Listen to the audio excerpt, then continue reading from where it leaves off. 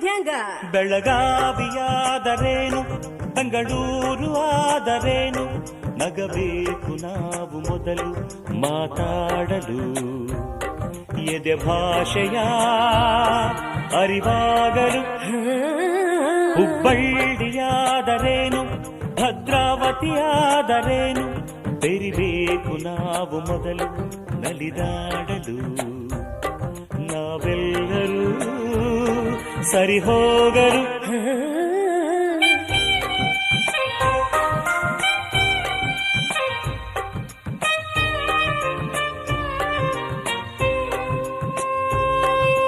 ಬೆಂಗಳೂರಲ್ಲಿ ಬೋಂಡ ಅಂದ್ರೆ ಆಲೂಗಡ್ಡೆ ಉಂಡೆಯಂತೆ ಮಂಗಳೂರಲ್ಲಿ ಬೋಂಡ ಅಂದ್ರೆ ಎಳನೀರಿನ ಕಾಯಿಯಂತೆ